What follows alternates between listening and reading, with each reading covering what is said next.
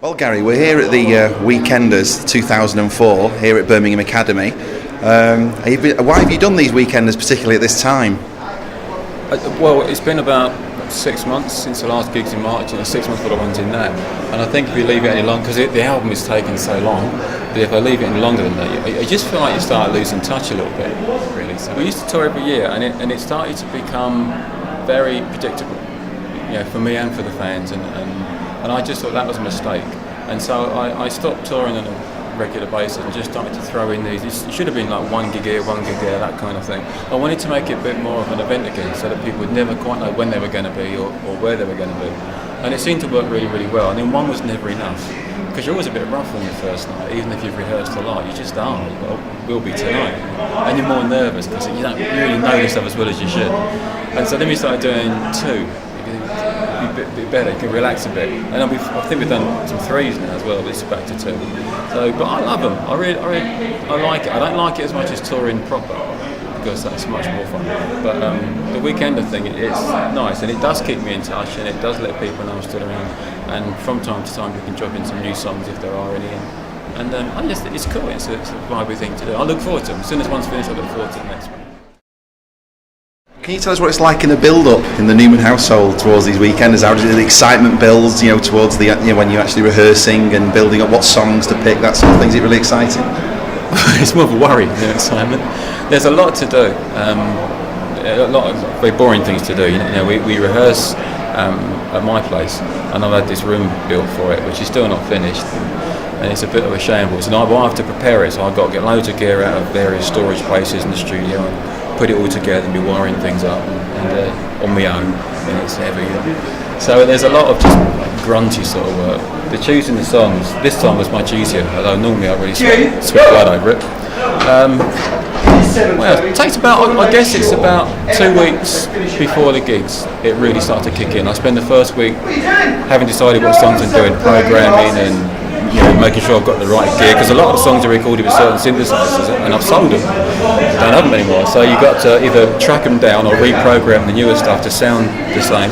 A lot of that kind of work, and none of it's sort of exciting really, but it's all got to be done, and it's all very, very important. It gets a bit more exciting when the band turn up and you really start to work through the stuff and see how it's going to sound. And then you find some things just don't work the way you thought at all. You've got to throw them out. And now I threw a song out on the last day of rehearsal, which I just couldn't get it to sound right at all. So there's a lot of chopping and changing and umming and ahhing and going to bed and not sleeping. I don't know what to do, but it's good. It's all part of it. Could you ever see you doing a sort of international Weekender sort of thing, maybe in European? I don't think so. The beauty of them is we left my house this morning. And we drive up here in a few hours, and you do your gig, you go home tonight, and then tomorrow we go to London, because I live in London anyway. And even if we do ones further afield, we always sort of bus around, and we try to geographically make them make sense. When you start going abroad, it adds a huge amount to the cost of it, and just the hassle of it really, all your clearances, and depending on what country you go to, your work documents and all the rest of it, and it's just not as easy. It's easy these are to do, relatively speaking, compared to overseas touring, and so they're a lot of fun. And I don't think we get the same vibe from doing it overseas. I'm happy to tour overseas, but if you're going to do it, you go out there for a few weeks at a time, and you do it properly. This sort of thing is, like I say, it's more just a keeping in touch sort of thing, really. And I feel the need to do that here more than overseas. Now, you made it very clear that this could be the first of many Gary Numan gigs that are being filmed. Can you give us the reasons for that? And you want to obviously build a large archive up, but what are the other reasons? It's not really to build up an archive, although that would be a side product, a side benefit of it. We've had this on-running battle to do with bootlegging and so on. But the last time we played in March in London, I think within a few weeks, that was out on DVD. 3 brand new songs for the new album, over a quarter of it out. Brilliant. Well, that's a pain, so then we thought, well, the only way we don't want to start taking people to court and getting all heavy and don't want to do any of that. We've got no problem with the fans who have the stuff at all. We're just trying to stop the people that are making it and flogging it. It just annoys me, doesn't it? Somebody comes to the gig, probably comes on the guest list, depending on who it is, and hides his little video camera up his sleeve, films the whole gig, goes home and flogs it to loads of people, and it's generally rubbish. Doesn't sound that good. You got one little thing, and everyone's like judged to one side. So we thought we could do that better. We could make a much better film. We could let it go out for the same sort of price that the bootleggers are selling, so the fans get an infinitely better quality product than they got before. There's no pressure on them to buy any particular DVD because they're all going to be there.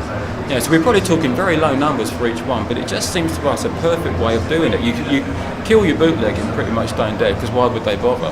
Because we're going to always have a better one than what they've got. The fans get something of great quality that they don't have to pay through their nose for. And I can stop having arguments with people about whether bootleg is a good thing or a bad thing. All right, I'll do my own then if that's such a good thing, but they'll be legal. So nobody loses except for the bootlegger. I think it's a great idea. So basically, you're giving the fans what they want, really, which is a good quality product for a reasonable price. We film gigs very rarely, and so when these bootlegs come out, there's a demand for them. Well, I understand that. I'm actually, to be really truthful, I am actually quite a fan of bootlegs. I think it's a good thing and it's a vibrant thing, but there comes a point when it starts becoming a problem. So providing it's an underground bubbling around thing, it's actually quite vibrant. Only real hardcore fans get them. But with recent technology and so on, it's become much more sophisticated than that. And the more sophisticated and better quality they become, so the more damaging potentially it can be. But I understand the need that people have for wanting them, seeing things they wouldn't normally get to see. So we're going to give them everything. Everything. Let's come back to synthesizers. Have you got a favourite synthesizer at the moment? Is there anything or a particular module or something that you're really into? Or at the moment? Yeah. Or in general? In general or at the moment? There's a thing called Oberheim OBXA that I really loved a lot. But that's a long time ago.